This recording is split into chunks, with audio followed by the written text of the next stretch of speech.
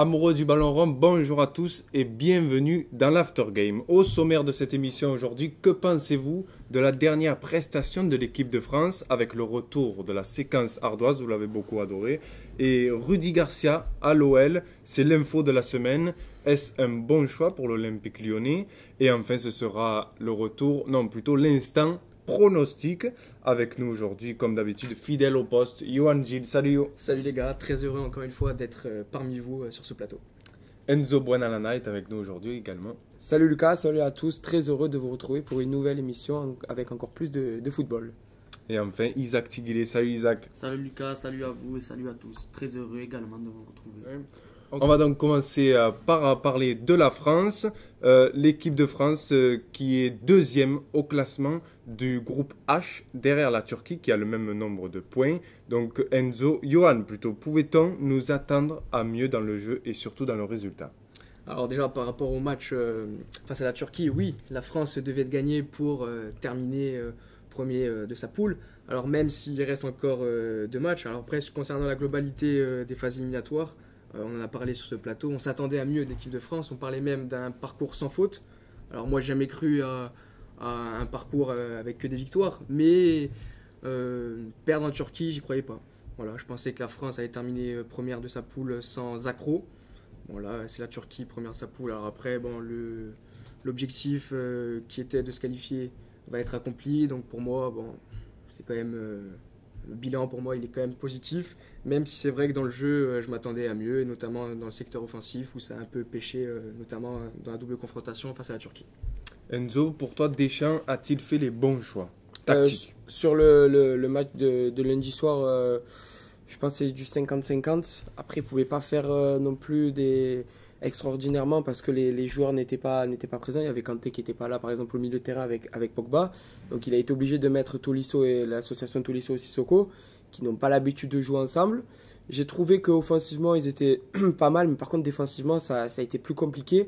On a vu que l'équipe de France a concédé pas beaucoup d'occasions, mais au milieu de terrain, s'est fait quand même dépasser par le milieu de terrain turc.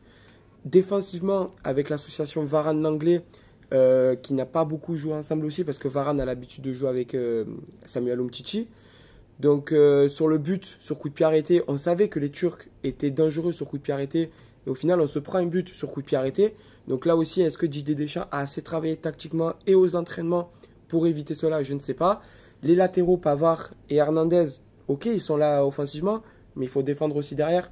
Pavard, je suis pas 100% sûr qu'il ait bien joué lundi soir défensivement surtout. Offensivement, il était là, comme je le dis, mais défensivement, c'est encore compliqué pour lui. Et après, devant, il a fait quelques choix intéressants. Avec Ben Yedder, il a essayé de lancer Ben Yedder, qui a réalisé, on va dire, un match moyen, mais il a essayé quand même de faire ce qu'il pouvait. Il a essayé quelques combinaisons avec Griezmann. Dans l'ensemble, c'est un ensemble moyen. Après, il faut rappeler que quand même, l'équipe de France, on dit que l'équipe de France est une équipe défensive, mais a quand même encaissé 5 buts en 8 matchs. Donc voilà, après Varane, l'anglais, Varane, Umtiti. Donc dans l'ensemble, pour l'instant, des matchs, c'est moyen et c'est moyen. La France a dominé toute la rencontre en match retour, 64% de possession pour l'équipe de France contre 36% pour la Turquie. 22 tirs cadrés contre 5 pour la Turquie. Ce qui a manqué à l'équipe de France, tout simplement, c'est le nombre de tirs cadrés, seulement 9. Isaac, es-tu confiant, toi, pour l'Euro 2020? Justement, la confiance pour l'instant envers l'équipe de France, elle n'est pas totalement acquise. Je suis plutôt inquiet au vu d'entamer l'Euro 2020, surtout quand l'on voit l'état de forme des autres nations. Je pense à l'Angleterre, je pense à même les Pays-Bas. Le jeu proposé par l'équipe de France, il reste un peu quand même limité, surtout face à la Turquie qui ne fait pas partie des plus grandes nations européennes. Donc là, sur 6 points possibles, l'équipe de France n'a pu prendre qu'un seul point. Actuellement, quand je vois un peu l'état de forme des Anglais qui ont une armada offensive extraordinaire, qui encaissent moins de buts que l'équipe de France, et les Pays-Bas aussi qu'ils arrivent à remonter, à retrouver une génération dorée. Je pense à Wijnaldum, je pense à la paire défensive avec Van Dijk et Mathis de Ligt. Donc là, l'équipe de France, il faudrait qu'ils regardent un peu les exemples de l'Allemagne et de l'Espagne après leur victoire en Coupe du Monde. Je pense qu'il faudrait que dans le jeu déjà, que les Français se régalent en regardant l'équipe de France premièrement et ce jeu-là qui permettra à l'équipe de France de réaliser le coup double, Coupe du Monde et Euro 2020. Juste avant de passer à la séquence ardoise, rappelons qu'il reste 2 matchs à jouer pour l'équipe de France contre la Moldavie le 14 novembre et la France se déplacera en Albanie le 17 novembre. Messieurs, place à la séquence ardoise. Donc un mot pour qualifier les 2 prestations de l'équipe de France face à la Turquie. On va commencer par Yoann. C'est le bouchon qui tombe du côté d'Isaac. Alors, Yoann, ton mot pour qualifier les 2 prestations. alors moi, mon mot, il est très clair, c'est décevant. Voilà, décevant, pourquoi? Parce que, très rapidement, parce qu'on s'attendait à du mieux concernant l'équipe de France. Voilà, ils n'ont pris qu'un point face à la Turquie, qui était peut-être le meilleur adversaire dans cette poule avec l'Islande, mais très clairement, l'objectif était au moins de ramener un point, voire 3 points en Turquie, et de s'imposer au Stade de France. Enzo. Moi j'en ai mis 2, c'est faiblesse défensive. Donc la France a encaissé 3 buts face à la Turquie en 2 rencontres. Comme l'a dit Isaac, la Turquie n'est pas un cadre européen. Donc comme il a dit Isaac, on est inquiet. Moi personnellement je suis inquiet défensivement concernant l'équipe de France quand il s'agira d'affronter les Allemands, que ce soit les Pays-Bas ou même les Anglais. Isaac. Alors moi, le premier mot qui me vient à l'esprit, c'est ennuyant. Les 2 prestations, les 2 matchs de l'équipe de France ont été plutôt ennuyants pour moi. Pour revenir un peu à ce qu'a dit Enzo, je tiens à dire que l'équipe de Turquie, quand même, elle n'affiche pas un grand niveau, car déjà offensivement, on avait la prestation de Burak Yılmaz qui a été vraiment très moyen. Il avait plusieurs opportunités de peut-être ouvrir la marque. Il s'est vraiment loupé plus d'une fois. Donc cette prestation à domicile face à l'équipe de Turquie, quand même, donc c'est pas trop de bon augure concernant l'Euro 2020 où l'équipe de France devra se frotter justement à de plus grandes équipes.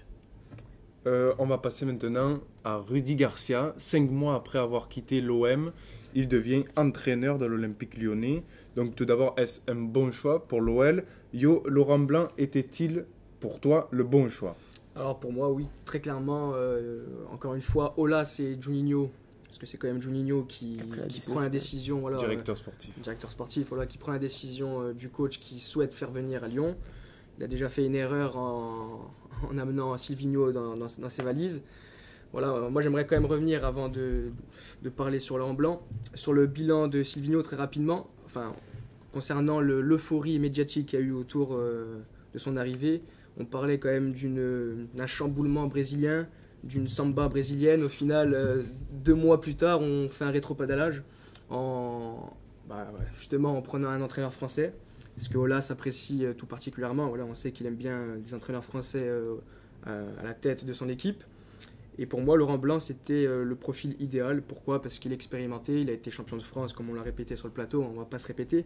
Et justement, quand on a entendu dans les médias que son arrivée a été capotée, soi-disant parce qu'il arrivait avec une armada mexicaine.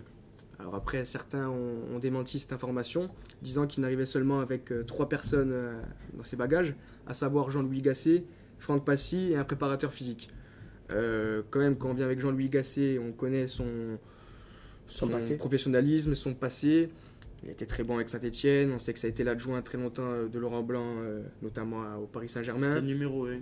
C'est numéro 1, on parle de numéro 2. Voilà, comme on l'avait dit la dernière fois. Et pour moi, voilà, c'était l'entraîneur idéal qui avait des certitudes pour moi concernant les résultats. Alors après, Rudy Garcia, je pense pas que c'est un mauvais choix. C'est quand même c'est un entraîneur expérimenté, mais moi, très clairement, j'aurais pris Laurent Blanc. Et justement, Juninho a, selon moi, une grande pression sur ses épaules si Rudy Garcia n'est pas performant au sein de l'Olympique Lyonnais. Enzo, avant de te donner la parole, c'était un bilan mitigé pour Rudy Garcia. 51 matchs et seulement 3 points face au top 3. 51 buts encaissés et 14 buts marqués. Donc Enzo, toi c'est l'aspect moral qui te gêne. Un bon choix pour l'OL, Rudy Garcia? Alors tout d'abord, pour te revenir sur la deuxième question, oui, je pense que c'est un bon choix pour l'Olympique Lyonnais jusqu'à la fin de la saison. Parce que je pense qu'avec Rudy Garcia et en plus ce qu'il a dans les mains, je pense qu'il va arriver, pas largement, mais je pense qu'il va arriver aisément arriver sur le podium en fin de saison. Après, concernant l'aspect moral, oui, voilà, ça me dérange un peu en fait. Il y a 5 mois de ça, il était à l'Olympique de Marseille. Il critiquait presque à toutes les conférences de presse l'Olympique Lyonnais. Il critiquait presque à toutes les conférences de presse le président Jean-Michel Aulas et l'ex-entraîneur Bruno Genesio. Il critiquait l'arbitrage parce que Lyon était favorisé. Ok, je suis d'accord que après c'est le monde du football, ça va très vite, on retourne sa veste, etc. On a beau retourner sa veste, il y a quand même un minimum. Comment on peut critiquer quelqu'un comme on l'a critiqué et rigoler avec lui et faire des messes basses, etc. Donc là, voilà, c'est ça qui me gêne un petit peu. Après, Rudy Garcia, c'est un bon entraîneur. On ne va pas tout effacer avec ce qu'il a fait avec l'Olympique de Marseille. Il a quand même amené le club en finale européenne, en Coupe d'Europe, pardon. Donc il a eu un bilan, comme tu l'as dit, mitigé. Mais je pense que voilà, l'aspect moral, c'est ça qui me dérange un peu. Et j'attends de pied ferme le match OM Lyon le 10 novembre. On sait que les supporters marseillais préparent une fête extraordinaire pour les 120 ans du club, avec un tifo qui prendra tout le stade. Et le retour de Rudy Garcia va être brûlant pour lui. On verra les supporters, je pense que les supporters vont le huer, vont l'insulter, mais ça c'est le football, on va dire, ça fait partie du foot. Mais par contre, moi j'attends aussi les joueurs olympiens, ceux qui étaient présents l'année dernière, comment ils vont accueillir Rudy Garcia. J'attends notamment Tchaletadza, Radonjic, voilà, des joueurs qu'il a fait venir et qu'il a fait jouer, mais on va dire que c'était compliqué pour eux. Et j'attends aussi les cadres marseillais, face à Rudy Garcia et sur le terrain. Isaac, est-ce un bon choix pour toi, Rudy Garcia à l'OL? C'est un bon choix, mais il a déjà des objectifs à court terme, c'est-à-dire déjà faire passer l'Olympique Lyonnais en 8e de finale de Champions League, qui était le cas la saison dernière avec Bruno Genesio.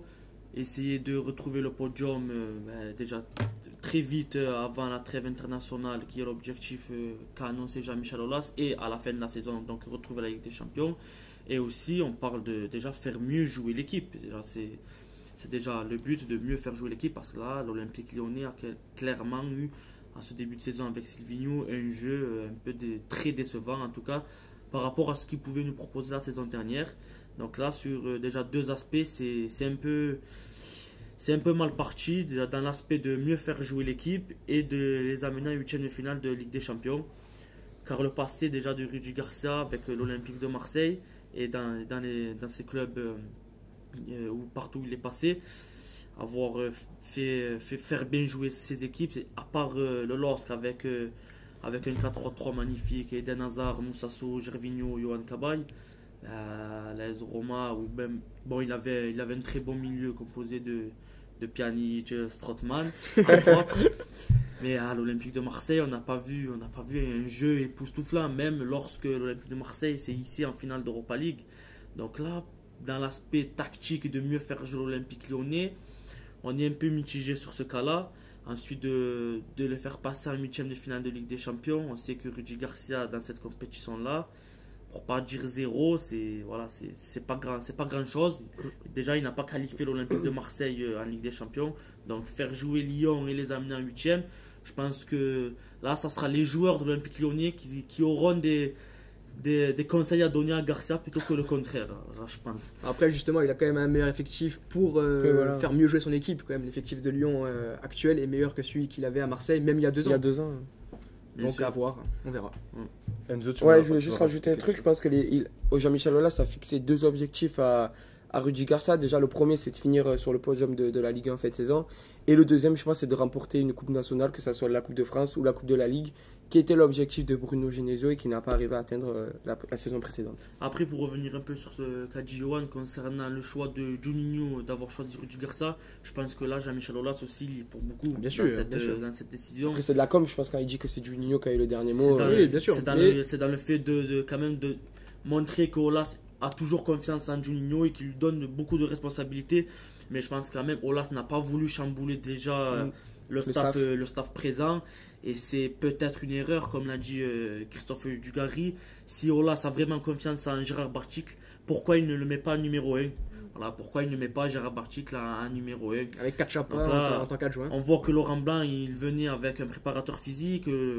Jean-Louis Gasset et Franck Passis, c'est quand même un staff de très haut niveau peut prétendre à quand même. En Ligue 1, je sais voilà. pas s'il y avait mieux. En Ligue 1, je pense pas je pense pas, non. une équipe peut prétendre à Alors, mieux. même Et Gasset, même, Passy, le Blanc. même au niveau européen, on se demande quand même, Franck Passy, Gasset, c'est des entraîneurs qui peuvent entraîner en Ligue 1, qui peuvent prendre n'importe quel club de Ligue 1, peut-être jouer le maintien. On et a même, vu Gasset, on a vu Gasset à Passy. Saint-Étienne, Même s'il y avait qui a quand très même, bien joué. il y avait quand même quelques doutes concernant l'arrivée de Gasset, enfin, en tant qu'adjoint, puisque par rapport à son passé Vert. récent, côté de. Ah, il était À ok, Saint-Étienne. il était ok. Ah, je pense pas. Je pense qu'il pouvait pas faire un coup. On n'aura jamais la un sale réponse. coup. Je pense pas. Ah, je pense qu'au vu des dernières déclarations, Laurent Blanc il venait vraiment avec ces trois hommes. Il venait vraiment, Gasset était d'accord, Passy était d'accord. Il y avait l'équipe qui était composée.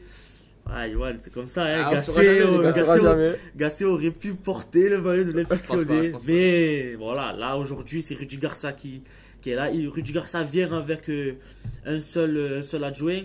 Et pour reprendre un peu les paroles de Christophe Dugarry, on sait que par exemple, Comboré, il a débarqué à Toulouse avec 3 adjoints. 3 adjoints, ouais. Villas-Boas a débarqué à l'Olympique de Marseille avec 5 adjoints. Là, Rudy Garcia avec un seul adjoint. On va dire que c'est son bras droit quand même. Ouais, il y a déjà le staff il s'appuiera sur le staff déjà présent. À voir si ça reste une bonne idée. Là, encore, nous, en tout cas ici présents, on tirera pas que sur Juninho, là, dans ces shows-là. Je pense que pour Rudy Garcia, le premier match est déjà décisif face à Dijon. Les supporters ne sont pas tous contents de l'arrivée de Rudy Garcia. Le premier match est au Groupama Stadium. Face à Dijon, c'est déjà un match important parce qu'ils sont entre guillemets largués. Mais c'est déjà un match important pour Rudy Garcia et pour ses hommes. Ça fait quand même 7 matchs qui gagnent pas, Qui Lyon, gagnent pas. donc ils ont une grosse pression. Ouais.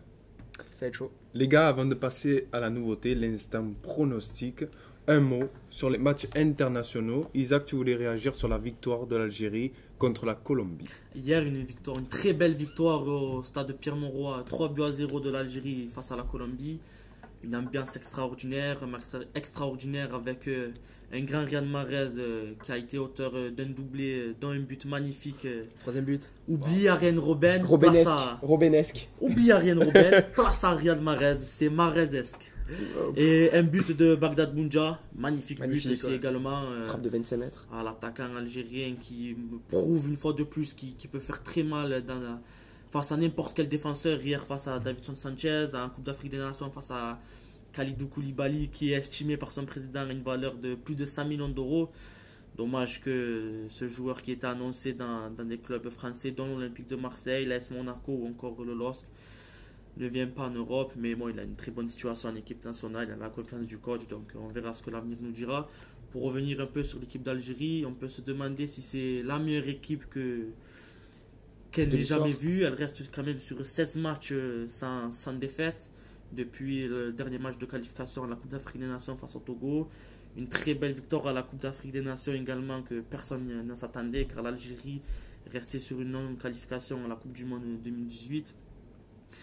Reste à savoir sur quel point l'équipe d'Algérie peut progresser car là l'équipe type est déjà composée. Bon, il y a un peu des manques, je pense à Youssef Attal, ce magnifique joueur qui peut encore aller très très loin et peut-être rejoindre une grande Europe. Il faut qu'il lève un peu la tête et qu'il parfois, même s'il dégage en touche, il faut qu'il le fasse. En tout cas, là, je pense que l'attaquant Bouldia et Slimani ils sont présents. Adem Guedjoura, milieu défensif aussi, c'est costaud. Reste à savoir si ces joueurs-là seront toujours en forme en 2022, mais je pense que la relève est déjà assurée. Pour revenir sur une petite dernière fois sur Bounja qui reste sur 14 buts lors des 20 derniers matchs en sélection algérienne. Là, aussi un peu sur Riyad Mahrez. C'est Riyad Mahrez qui a demandé personnellement au coach et aux joueurs le brassard de capitaine. Et on voit que il assume très clairement. En tout cas, hier, ce fut une très belle soirée. Cette victoire face à la Colombie prouve que tout va bien.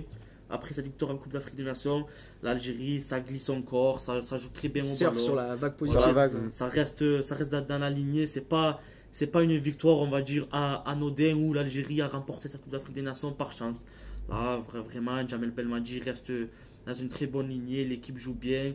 Voilà, ça confirme. Cette belle victoire, elle est magnifique. Mais là, l'objectif numéro 1, c'est la qualification à la Coupe du Monde 2022. Vraiment, c'est l'objectif qui se jouera au Qatar.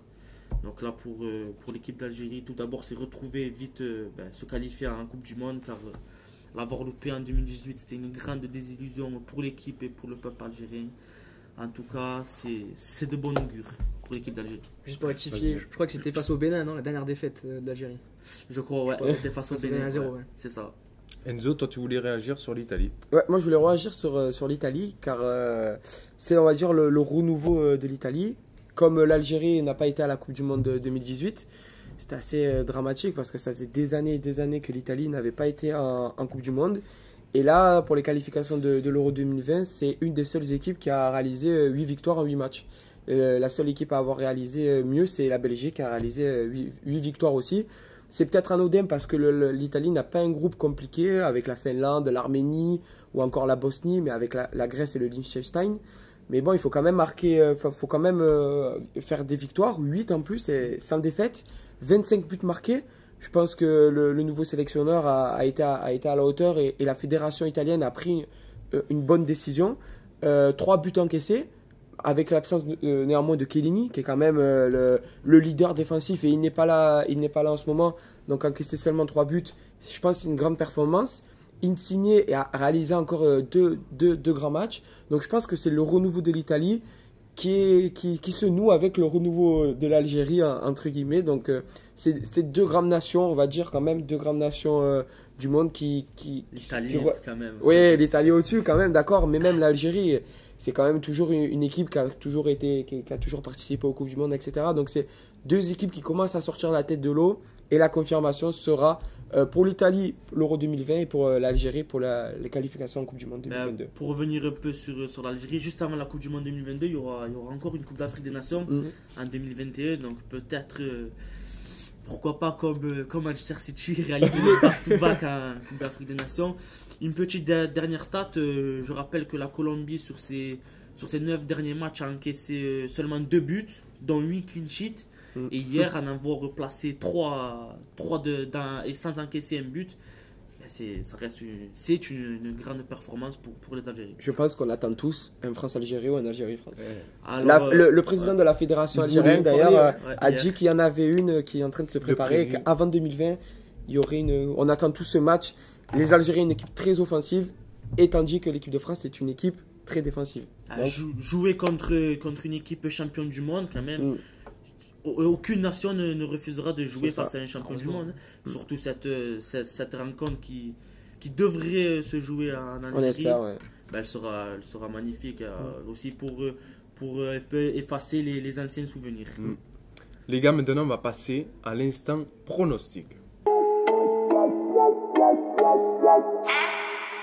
C'est une nouveauté dans l'After Game, c'est l'instant pronostic. Alors on va parler des 5 matchs européens. On commence tout d'abord par Nice-Paris qui se jouera vendredi. On commence par Iwan. Ouais. Allez. 2-0. 2-0 pour le Paris Saint-Germain. C'est ça. Moi, 3-1 pour le Paris Saint-Germain. Et Isaac. Je vois Nice prendre un point face au Paris Saint-Germain à domicile, un but partout. On passe maintenant à Lyon-Dijon. On l'a dit, c'est une première pour Rudy Garcia que l'on suivra de très près. On va commencer par Enzo.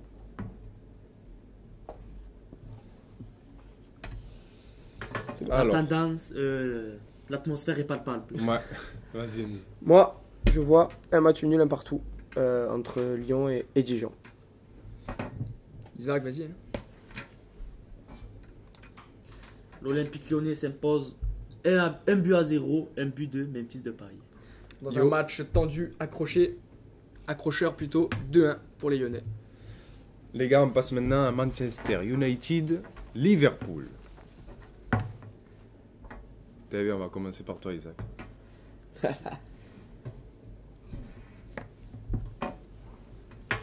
Je mise sur un 0-0. 0-0, match décevant, je pense, comme celui de la saison dernière. Enzo. Moi, je suis pas d'accord. Enfin, je suis pas d'accord. 3-0 pour Liverpool qui va confirmer sa bonne série et qui va enterrer encore plus Manchester United au fin fond de la première ligue. Du gouffre.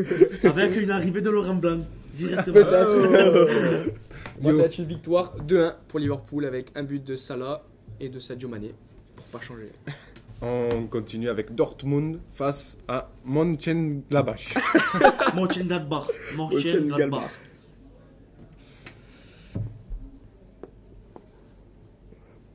Les Enzo, gars, passez-moi votre stylo, les gars.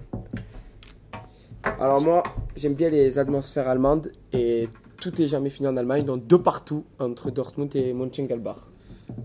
Isaac, J'allais mettre le même score, mais je me suis dit que le Borussia à domicile se devait de gagner pour peut-être reprendre la tête du championnat. Donc je vois une victoire du Borussia Dortmund de 2-1. Alors, pour reprendre la tête du championnat, non, parce qu'il a 4 points de retard sur Mönchengladbach. Donc, ce sera une victoire 3-1 pour moi de Dortmund. et enfin les gars, Marseille-Strasbourg, on finit avec ça. Allez, le match, les gars? Marseille-Strasbourg. vas-y Enzo. Alors moi, je mise pour une victoire de l'Olympique de Marseille à domicile, accrocheur, 2-1. Yo, Moi, ça va être une victoire 2-0 des Marseillais face à Strasbourg. et Isaac.